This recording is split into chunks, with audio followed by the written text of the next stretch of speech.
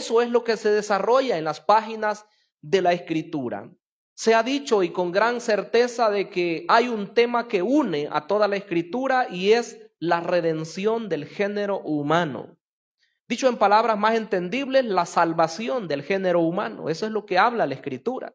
Desde el Génesis hasta el Apocalipsis se habla del plan maravilloso de Dios de restaurar a la raza humana. Este Dios que ha venido hablando a través de los tiempos, podemos ver cómo el deseo de Él es comunicar su verdad, comunicar su plan que Él tiene para con el ser humano. Solo hay alguien que está enfocado en poder impedir que el ser humano busque de Dios. Y ese ser maligno es Satanás, que hubo un tiempo que estuvo en el cielo y disfrutaba de todo lo que Dios tenía, en sintonía con todos los ángeles, en la compañía de ellos. Pero según las Escrituras hubo un momento en el cual se rebeló y arrastró también, dice, a la tercera parte de los ángeles, y fue así como él fue quitado del lugar en el que él estaba, porque él había sido puesto para alabar, para bendecir el nombre de Dios. Y es por eso que hoy se enfoca en apartar al ser humano de ese propósito. Se enfoca en ponerle tantas cosas al ser humano para que éste no le dé la gloria a Dios, para que éste pierda el rumbo por el cual Dios le ha puesto en esta tierra. Pero nosotros debemos estar claros que si Dios nos ha llamado a su obra es con un objetivo. Y lo primero que el ser humano debe de entender, que hemos sido creados para honra, para gloria de Él, para la alabanza de su gloria. Dice la palabra de Dios, bendito sea el nombre de Dios. ¿Cuántos hemos venido en esta noche, mis estimables, a darle la honra, a darle la gloria al Dios Todopoderoso? Porque ese es el principal objetivo como seres humanos. Por supuesto que en su obra nosotros hacemos mucho más, ¿verdad? Podemos predicar, podemos estar en un ministerio X, podemos llamar a las personas para Cristo, podemos hacer varias cosas, pero no se nos debe de olvidar que el centro de nuestra vida es darle la honra y la gloria a Él. Porque aún sirviendo en la obra de Dios pudiera ser que nosotros no estamos conscientes de para qué nosotros hemos sido llamados. Trabajando incluso dentro de la obra del Señor, podemos perder el mismo rumbo. La iglesia de Éfeso, según las Escrituras, dice que era una iglesia que trabajaba constantemente. Tenía una doctrina correcta también. Diferenciaba entre los apóstoles buenos y los verdaderos y los falsos. Quiere decir que era una iglesia que nos pudiéramos admirar al verla, la forma como ellos se conducían. Sin embargo, la Biblia dice que habían perdido su primer amor. Qué difícil es, ¿verdad? Que nosotros, incluso trabajando en su obra, incluso creciendo en número pudiera ser, y aún así estar alejados del Dios Todopoderoso. Él quiere que nosotros oigamos su voz. Él quiere que aprendamos a oírle. Y quiero decirles hoy que Dios no solamente puede hablar a través de una voz audible, ¿verdad? Que Él es capaz porque Él es el Todopoderoso. Pero Él habla a través de las páginas sagradas de la Escritura. Él nos quiere hablar en esta noche y quiere declarar su verdad a cada uno. Quiero que veamos en primer lugar que Dios habló por medio de los profetas. El versículo número 1 dice: Dios, habiendo hablado muchas veces y de muchas maneras en otro tiempo a los padres por los profetas. Mire lo primero que dice. A los padres, claro, eran judíos, ¿verdad? Los que estaban hablando, eran israelitas. Ellos dicen: a nuestros padres les habló Dios en otro tiempo por los profetas.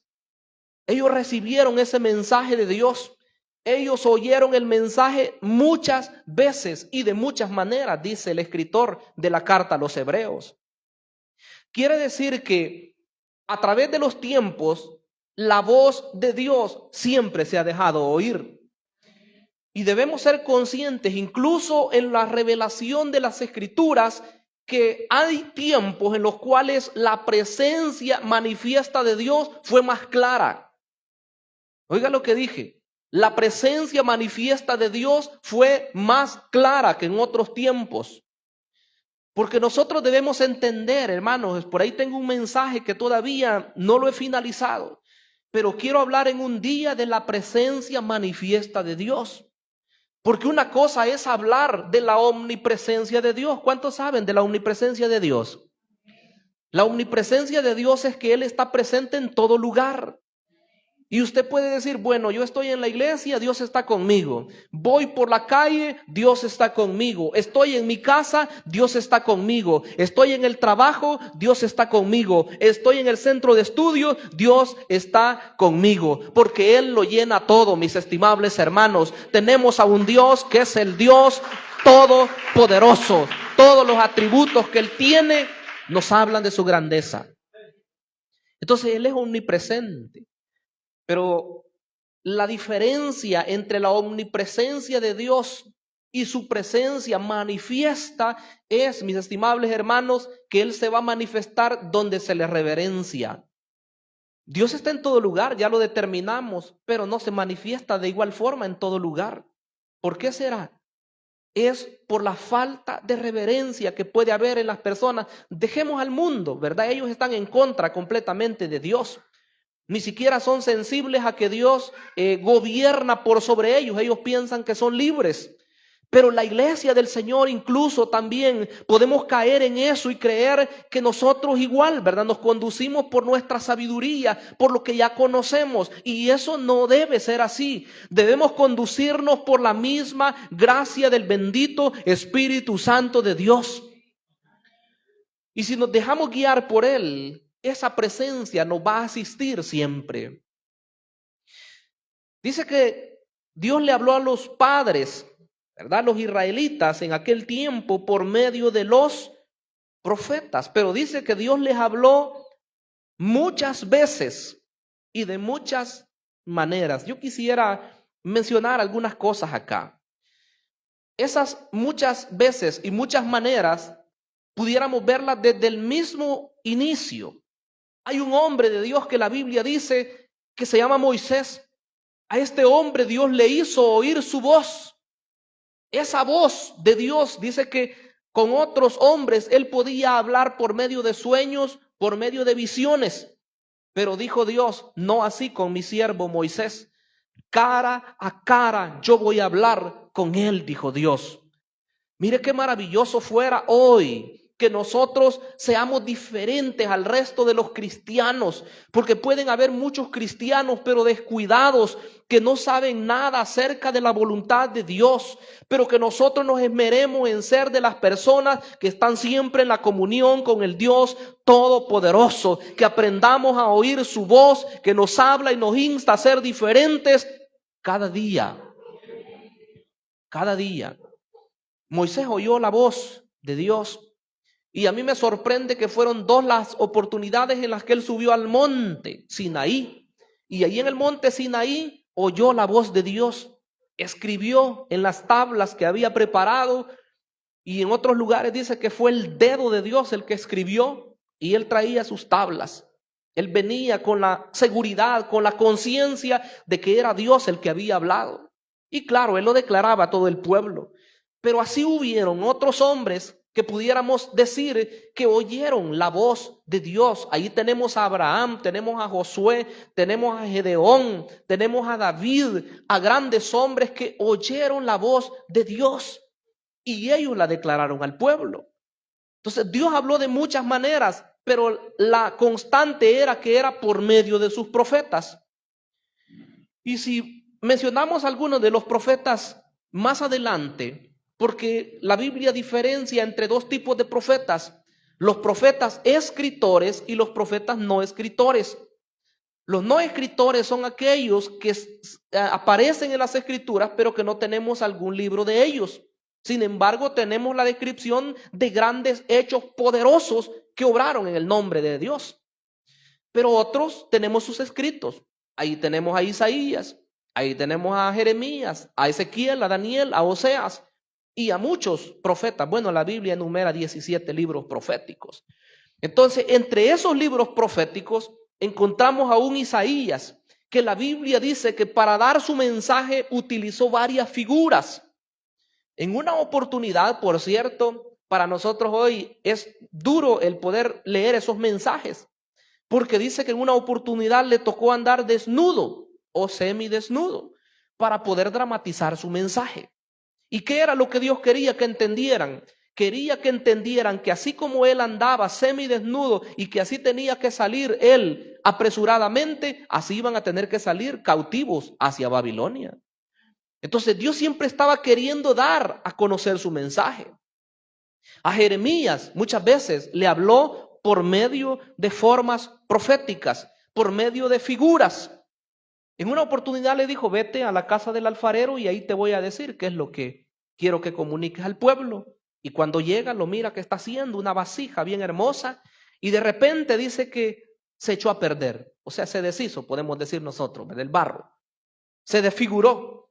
Y entonces el alfarero tomó de nuevo el barro y comienza a darle una forma diferente hasta que la vasija quedó hecha. Y entonces viene la palabra de Dios y le dice, ¿acaso no podré hacer yo lo mismo como hizo el alfarero con la casa de Israel? Quiere decir que Dios podía, a pesar de que estaban ya en una condición pecaminosa y que iban rumbo a la destrucción, poder volverlos a hacer de nuevo. Dios puede hacer eso. Puede ser que alguien diga, no, ya no, ¿verdad? Ya estoy perdido, ya no hay esperanza para mí. Pero Dios le dice hoy, yo puedo hacerte de nuevo. Puedo volverte a hacer. Y Dios habló por medio de los profetas. Jeremías lo hizo de muchas formas, pero Ezequiel de la misma forma. Dice que en una oportunidad le dijo, tómate un adobe. ¿Cuántos conocen los adobes? Sí, ¿verdad? Varios. Son unos, antes de que se hicieran casas con ladrillo, de ese que le llaman de calavera, ladrillo rojo, habían adobes, ¿verdad? Hechos de lodo, ¿verdad? Con agua lo mezclaban y grandes. Bueno, los salvadoreños me van a entender, grandes totopostes, ¿verdad? Más grandes que los saltex todavía. Esos eran adobes. Entonces le dice Dios a Ezequiel, tómate un adobe. Y le dijo que comenzara en ese adobe a hacer un dibujo, una especie de maqueta. Y ahí estaba la ciudad de Jerusalén. De modo que tenían que entender ellos que lo que iba a pasar con Jerusalén era que iba a ser destruida. Y de diferentes formas Dios les estaba hablando a ellos. Cómo Él esperaba que el pueblo se arrepintiera de su mal camino y se convirtieran a Dios. Eso era lo que Él esperaba. Entonces, el punto más culminante creo que llegó con Oseas. Y la historia de Oseas la hemos oído en otras oportunidades. Que Dios le dijera a un predicador de hoy en día, vete y tómate una mujer prostituta como tu esposa. Dios mío, comienza a saltar, ¿verdad? ¿Y por qué? Pues algo así fue con el caso de Oseas. Le dijo Dios, vete y tómate una mujer fornicaria, una mujer que tiene hijos de prostitución y tómala por tu esposa. Ese fue el encargo para él, porque Dios quería darle una lección. Qué difícil, vuelvo a decir, porque la lección era que él sintiera en carne propia qué es lo que Dios sentía con su pueblo Israel. Cómo él, habiéndolos tomado como pueblo especial, ellos se habían ido a adorar a los Baales y a otros dioses. Y entonces Dios quería que Oseas sintiera, ¿verdad?, cómo era el dolor de la infidelidad. Y para que su mensaje fuera más convincente, Dios lo hizo pasar por ese momento amargo. Tuvo hijos y aún así la mujer se le iba con otros amantes, dice todo el libro. Y el mandato de Dios era que la fuera a traer de nuevo. Y en una oportunidad le tocó hasta comprarla. Así de difícil era la vida para este siervo de Dios. Y al final pues tuvo que entender la lección y demostrar que Dios tiene un amor incomparable para con el ser humano. Porque así como lo hizo sentir a él, que aunque lo habían dañado y lo habían hecho sentir como nada, y él todavía seguir amando a esa mujer, así es el amor de Dios, y mucho más todavía, porque cuando nosotros creemos que ya no hay esperanza, Él sí tiene esperanza para el ser humano, porque Él es un Dios misericordioso. ¿Cuántos decimos amén en esta hora, hermanos? Porque Dios es un Dios de amor. Dice que Dios habló muchas veces y de muchas maneras en otro tiempo a los padres por los profetas. ¿Cómo decían ellos en algunas oportunidades? Así dice Jehová. Esa era la expresión de ellos. En otras veces decían ellos, vino palabra de Jehová a mí. Oíd palabra de Jehová, decían en otra oportunidad. Con esto ellos estaban diciendo que el mensaje que ellos compartían no era propio. El mensaje era de aquel que los había llamado, al igual que los predicadores actuales. Si algo hay de virtud en lo que nosotros decimos o enseñamos, no es nuestro, es la misericordia del Dios Todopoderoso.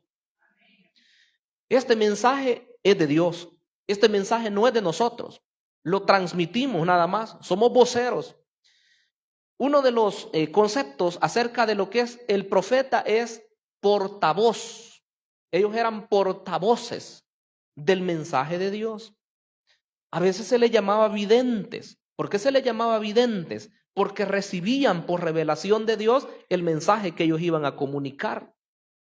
También se les llamó predicadores, porque eran los que daban el mensaje de Dios. De modo que el mensaje de ellos fue dado en su momento oportuno. Pero vea lo que dice el versículo 2. En estos postreros días, ¿qué ha pasado en estos postreros días?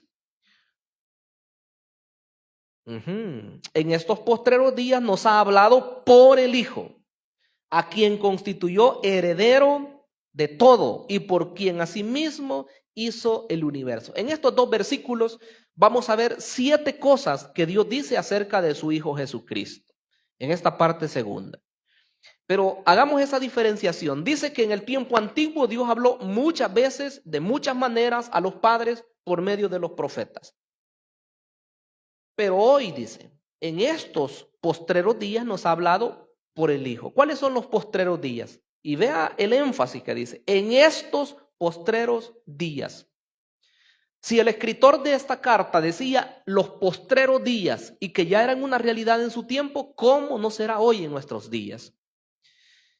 Muchos han debatido y piensan que al hablar de los últimos días, o los postreros días, o los tiempos finales, o los tiempos apocalípticos, se refiere solamente al tiempo en el cual el Señor Jesús va a aparecer. Sin embargo, proféticamente hablando, entendemos que los postreros días son nuestros días. Estos días son, y pudiéramos citar varios pasajes, pero hoy no es el caso. Solamente decir que tanto Pedro, Juan, Pablo, que son los que más escribieron, ellos dicen que estamos en el tiempo de los postreros días. Por citar un pasaje, la primera carta de Pedro 1:20 dice que el Cordero de Dios fue preparado desde antes de la fundación del mundo, pero manifestado en los postreros días, dice, por amor a vosotros. Entonces, vea, se manifestó el Cordero de Dios en los postreros días. O sea, desde el tiempo en que Cristo vino, estamos viviendo los últimos tiempos. Lo que pasa es que la gente no sabe y pueden decir, bueno, ¿y cómo que son los últimos días? Llevamos 2023 años después de Cristo, pero la Escritura dice que para Dios un día son como 1000 años y 1000 años son como un día. ¿Cuántos días de Dios han pasado entonces? Un poquito más de 2 días, ¿verdad? O 2 días, digamos. 2 días han pasado contando en el tiempo de Dios. Esa es una figura, por supuesto, porque sabemos que para Dios el tiempo no pasa. En los que pasa el tiempo es en nosotros, ¿verdad? Si acabamos de estar jovencitos, bien jovencitos, y yo creo que, no sé si me van a seguir o no, pero a uno le cuesta decir que ya tiene sus años. Uno quiere seguir diciendo que uno está igual joven siempre y bien fuerte, y en su mente se siente bien joven uno. Y los jóvenes se ríen cuando uno dice que uno está joven todavía, ¿verdad?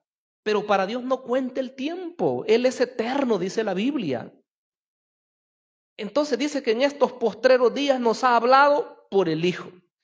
¿Qué le quería decir el escritor a los hebreos? Prácticamente la lección era una. La lección era que ellos no tenían que estar poniendo su énfasis en las cosas del antiguo tiempo, en todo el sistema de sacrificio. Este libro habla en detalle de eso. Y cuenta toda la forma cómo se hacía el culto en el tiempo del antiguo pacto, o sea, en el tiempo del pacto mosaico. pero lo compara con el nuevo pacto, el pacto en la sangre de Jesucristo. Ese pacto es mucho mejor. La palabra clave en este libro es mejor. A cada rato se repite la palabra mejor. Y los estudiosos han contado eso y dicen que aparece 11 veces la palabra mejor en toda la carta a los hebreos. Entonces, este pacto de mejor habla por medio de su Hijo. En los postreros días nos habla por su Hijo. Oiga lo que dice. ¿Qué fue lo que pasó con el Hijo? Dice que lo constituye heredero ¿de cuántas cosas? De todo. Salmo capítulo 2. Veamos lo que dice el Salmo número 2. Solamente 2 versículos vamos a ver. Salmo 2 y versículo 7. 2:7 del libro de los Salmos. Dios habló por medio de David en este caso. Yo publicaré el decreto. Jehová me ha dicho, mi hijo eres tú. Yo te engendré hoy. Pídeme y te daré por herencia las naciones y como posesión tuya los confines de la tierra. Y el siguiente versículo incluso habla de eso. Los quebrantarás con vara de hierro, como vasija de alfarero los desmenuzarás. Dios le dice, yo te voy a dar por herencia a las naciones. Y si alguien dijera, bueno, pero aquí no dice Jesús. El 7, ¿verdad? Dice, Jehová me ha dicho, mi hijo eres tú, yo te engendré hoy. Ese versículo fue utilizado en el Nuevo Testamento en 2 veces con referencia al Señor Jesucristo. Lo dijo Pedro en su discurso en el capítulo 2 de Hechos y lo dice Pablo también allá en su discurso en Antioquía de Pisidia en el capítulo 13 de Hechos. Dice que se refiere al Señor Jesucristo. Entonces, Él es el heredero. Y si usted lee el Salmo 110, versículo 1, dice que Jehová dijo a mi Señor. ¿Cómo es que dice? Jehová dijo a mi Señor, siéntate hasta que ponga todos tus enemigos por estrado de tus pies. Vamos a verlo literalmente. 110, versículo 1. Jehová dijo a mi Señor, siéntate a mi diestra hasta que ponga a tus enemigos por estrado de tus pies. ¿Sabe usted lo que era un estrado? Era el lugar donde los reyes ponían sus pies. Se sentaban en su trono, ¿verdad? Imagínese usted un trono de marfil o un trono de oro, ahí sentado, ¿verdad? Un trono grande, en un lugar elevado. Y le ponían a ellos una especie así de plataforma donde ellos descansaban sus pies. Ese es el estrado. Entonces dice que a sus enemigos los va a poner así. Dios. Por eso es que en la carta a los Corintios dice que al final de todas las cosas el Hijo va a entregar el reino al Padre y él mismo se someterá también al Padre. Y dice que eso pasará por toda la eternidad. Entonces, todo va encaminado. Hoy hay personas que se oponen a Jesús. Hoy hay gente que no reconocen su señorío.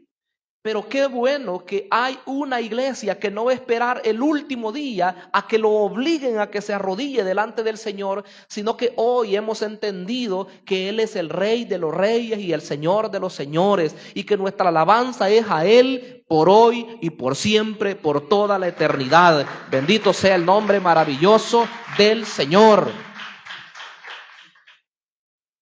¿Cómo nos postramos nosotros? No a la fuerza, nos postramos en reverencia, en adoración, reconociendo que Él es el grande. Pero hay gente que lo rechaza. ¿Y quién es ese Dios para que yo deje ir al pueblo de Israel? Dijo el faraón. ¿Qué quiso hacer? Como queriendo decir, yo tengo más poder. Nabucodonosor, ¿verdad? Esta es la Babilonia, dijo, que yo he edificado con la fuerza de mi poder y para la gloria de mi majestad. Lo convirtieron en animal. Herodes, uno de los Herodes en el Nuevo Testamento, dice que estaba dando un discurso. La palabra que usa ahí es arengar, o sea, dar un discurso, pero de una manera tan bien elocuente. Y dice que cuando la gente le gritaban y la gente le decían, voz de Dios y no de hombre, voz de Dios y no de hombre. Que el hombre se sintió y dijo, hoy sí, ¿verdad? Toda la gente me aclama y me aplaude. Y dice que no le dio la gloria a Dios. Al instante dice que un ángel lo tocó y expiró engusanado, dice la Biblia. Entonces, la vanagloria, el orgullo puede ser lo que arruine a los seres humanos. Y a los no creyentes, por supuesto que están en dificultades. Pero ¿qué más dice la carta a los hebreos? Dice que lo ha puesto como heredero. 2. Dice siempre ese versículo 2 al final, y por quien asimismo hizo el universo. ¿Quién es el creador de todas las cosas? Un creyente simple dirá el Padre, solamente el Padre. Pero un creyente bien informado y lector de la palabra de Dios dirá, la Trinidad de Dios hizo todas las cosas. Ahí estaba el Espíritu Santo. Dice que se movía sobre la faz de las aguas, ordenándolo todo. Y el Hijo también estaba ahí declarando todas las cosas que iban a ocurrir. Solo un pasaje vamos a leer. Colosenses 1:15. Mire qué lectura más maravillosa la que tenemos aquí. Colosenses 1:15. Dice así: Él es la imagen del Dios invisible, el primogénito de toda creación. Porque en Él, o sea en Cristo, fueron creadas ¿cuántas cosas? Todas las cosas. Las que hay en los cielos y las que hay en la tierra, visibles e invisibles, sean tronos, sean dominios, sean principados, sean potestades, todo fue creado por medio de Él y para Él. Entonces, ¿cómo es que dicen algunos que Él es el primer ser creado? Solo leen el versículo 15, pero no leen el 16, donde dice que Él es el creador de todas las cosas. La iglesia está informada y sabe lo que pasó. En el Evangelio de Juan capítulo 1 y versículo 1 dice que en el principio era el verbo, es la palabra para hablar acerca de Logos, o sea de Jesús. Dice que en el principio era el verbo y el verbo era con Dios y el verbo era Dios. ¿Qué más dice ahí?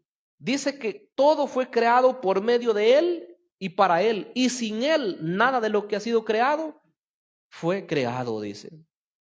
Entonces quiere decir que Él es el creador, hermanos, de todo. No solamente el Padre, sino que ya decíamos el Espíritu Santo y el mismo Hijo están ahí presentes. Pero sigamos en la carta a los hebreos.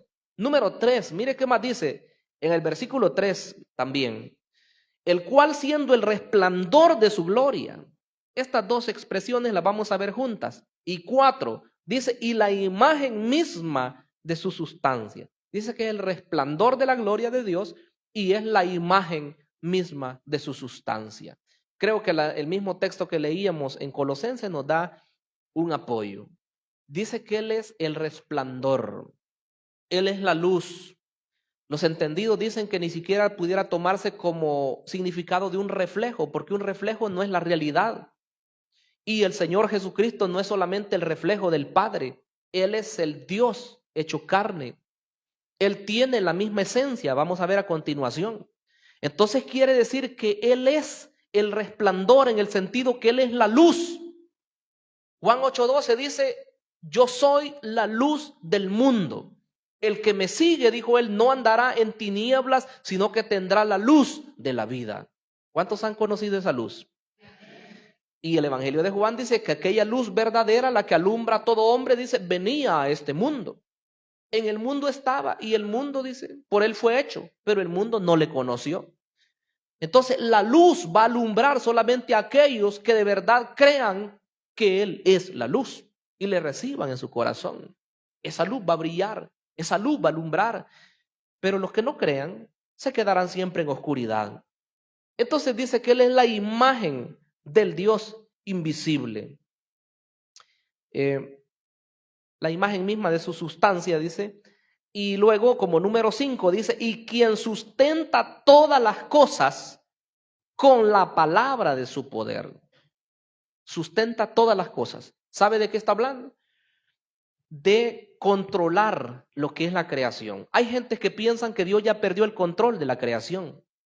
Dicen, el mundo se está destruyendo. Si Dios existiera, entonces no habría tanta maldad. Bueno, nuestro país era un ejemplo, ¿verdad? Era uno de los países más violentos del mundo. Y la gente pudiera decir, El Salvador hoy sí se va a destruir por completo, ya nadie lo salva. Pero ¿quién habrá salvado a El Salvador? ¿Lo habrá hecho una persona solamente por su propia fuerza? Yo creo que el único que merece la gloria y la honra es el Dios Todopoderoso, porque reconocemos que de Él vienen todas las cosas. ¿Cuántos decimos amén, mis estimables? Ahora, hay que ser conscientes que Dios utiliza a las personas, ¿verdad? No vamos a vivir nosotros ahí en un sueño ahí, ¿verdad? Como que las cosas ocurren así nomás. No, Dios utiliza a las personas. Y las personas son los instrumentos para llevar a cabo la obra de Dios. Y debemos saber que la obra de Dios no es hecha solamente a través de la iglesia. La obra de Dios es hecha a través de sus siervos que Él quiere utilizar. Y probablemente usted se sorprenda.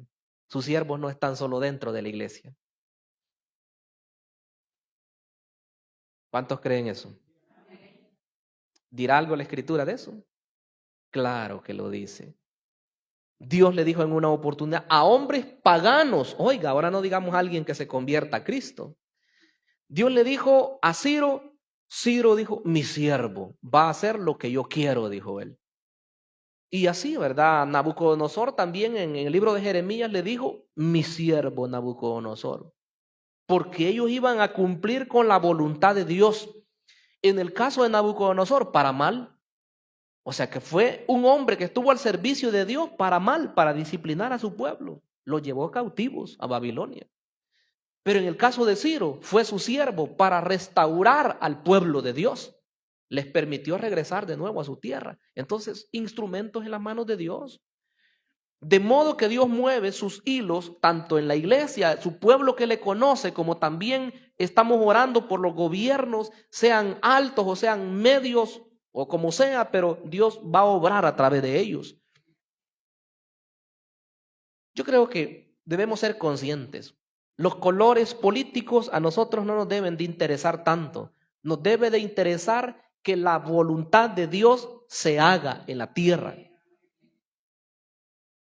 ¿De qué nos sirve a nosotros pelear? Hay gente que se pelea y en las redes se ponen a decir un montón de cosas. Pobrecitos, ¿verdad? Y si son cristianos, más lástima dan.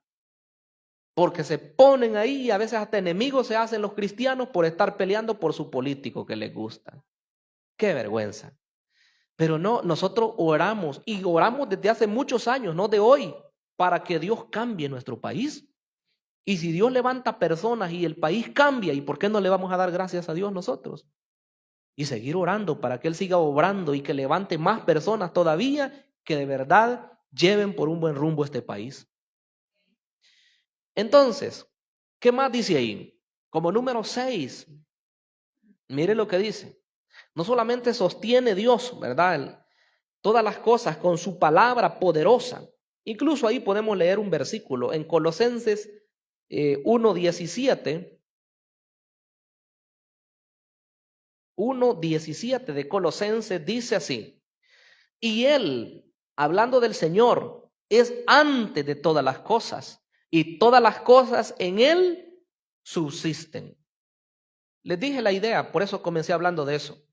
Hay personas que piensan que Dios creó al mundo, pero lo dejó que se gobierne solamente por sus leyes naturales. Eso es falso, porque Dios sigue teniendo el control de lo que Él ha creado. Lo que pasa es que le da a los seres humanos el poder tomar decisiones, y los seres humanos toman decisiones correctas y otras que son incorrectas. Entonces, por eso la maldad en el corazón del ser humano, pero Él sigue teniendo el control de todo. Pero número 6, mire lo que dice siempre en la carta a los Hebreos 1:3, la parte ya final. Dice que habiendo efectuado la purificación de nuestros pecados por medio de sí mismo, Él nos lavó, nos santificó, nos perdonó por medio de su sangre. ¿Cómo lo hizo Él? La Biblia dice que en el antiguo tiempo el sumo sacerdote tenía que entrar una vez al año al lugar santísimo a ofrecer la sangre por el perdón o por cubrir los pecados de la humanidad, del pueblo en ese tiempo. Pero dice que él tenía que entrar y tenía que llevar sangre por él mismo porque era pecador y después también por el pueblo en general. Ahora Jesús viene y Él es el sumo sacerdote y a la misma vez Él presenta su propia sangre, dice la carta a los Hebreos. Y Él no entró en el lugar santísimo terrenal, sino que Él ascendió hasta el tercer cielo y ahí es donde presentó el sacrificio perfecto en favor de nosotros. De modo que hoy podemos decir que somos perdonados por la sangre de Jesucristo. Hoy somos libres. Dele gloria a Dios, dele la alabanza al Señor. Entonces, después que cumplió con eso, como número 7, dice que él se sienta a la diestra de la majestad en las alturas. Eso fue lo que él hizo. Y según esta misma carta, en el capítulo 7, versículo 25, dice que desde allá intercede por nosotros. No podemos creer que su trabajo lo hizo él. Nos dejó ya en una buena posición a los que hemos creído, somos perdonados, somos parte de la iglesia, hoy ya no vamos a la condenación, vamos hacia la patria celestial, pero que el Señor quedó sin ningún trabajo ya. No, dice que desde allá está intercediendo. ¿Y por qué intercede? Porque hay acusador. Y así como la carta de Juan dice que hay un abogado, también esta carta a los hebreos dice que tenemos a alguien que es el intercesor. Entonces se sienta a la diestra de Dios, y esa palabra sentarse a la diestra significa el lugar de autoridad, el lugar de poder, el lugar de honor. Ese lugar es el que ocupa el Señor Jesucristo. Cuando estaba muriendo Esteban, ahí lo vio, ¿verdad? El Señor, y lo ve que se pone en pie para recibir, ¿verdad?, a ese primer mártir que venía de la iglesia. Entonces ahí está. Algunos dicen que también significa lugar de sumisión, lugar de sujeción, en el sentido de que el Hijo también se somete al Padre. Mucha autoridad puede tener una persona, pero siempre debemos saber que somos dependientes del Dios Todopoderoso. Debemos ser humildes y sencillos para la gloria y para la honra de Dios. Vamos a orar, hermanos, y a dar gracias al Señor y a saber siempre, recordar siempre que tenemos a un Dios que habla. Tenemos al Dios que se ha manifestado en el antiguo tiempo a través de los profetas, y ese Dios que en el nuevo tiempo, en el nuevo pacto, nos ha hablado a través de su Hijo. En su Hijo estamos completos. No podemos nosotros andar buscando otros salvadores, otros mediadores, otras respuestas, porque hoy tenemos a su Hijo Jesucristo. Vamos a orar, vamos a dar gracias al Señor. Digámosle en nuestras propias palabras que estamos agradecidos con Él, porque sin merecerlo, Él tenía un plan para nuestra vida y en su momento se manifestó. Señor eterno, en esta hora nos hemos unido con tu iglesia.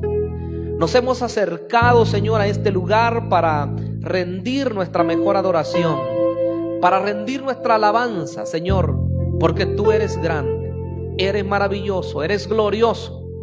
Te agradecemos, mi gran Rey, por las múltiples maravillas para con nosotros, múltiples favores que nos has hecho. Sabemos que en el tiempo antiguo, Señor, tú hiciste grandes cosas, grandes hazañas, pero ninguna de ellas se compara con el favor que tú has tenido para con tu iglesia. Esa iglesia, Señor, que tú has llamado a cada uno de ellos para formar parte de este cuerpo hermoso, Señor, del cual tú eres la cabeza. Hoy estamos en la presencia tuya. Hoy podemos disfrutar de las caricias de tu Espíritu Santo, mi amado Dios. Hoy podemos ver los milagros ocurrir a cada momento, Señor, pues tú eres el centro de tu iglesia, Señor. Tú eres el que la has formado, el que la has capacitado para que pueda, Señor, cumplir con el mandato que tú le has dado. Señor, queremos darte la honra, queremos darte la gloria siempre, mi amado Jesús. Llévanos de triunfo en triunfo, de victoria en victoria, y que nada de lo que pase en este mundo pueda detenernos. Si hay problemas, que podamos depositar, Señor, nuestra confianza en ti. Si hay enfermedad, que podamos clamar al médico de médicos, el cual eres tú, mi amado Dios. Y todo problema y toda situación difícil, que siempre podamos traerla a tus pies, Señor. Dependientes completos en amor, dependientes de ti, mi amado Señor, pues tú eres ese Dios que traes una palabra para cada uno, Señor. Una palabra de ánimo, una palabra de fortaleza, una palabra de restauración a aquel que se encuentra débil, al que se ha alejado. Gracias, Señor. En el nombre de Jesús. Amén y amén. Gloria a Dios.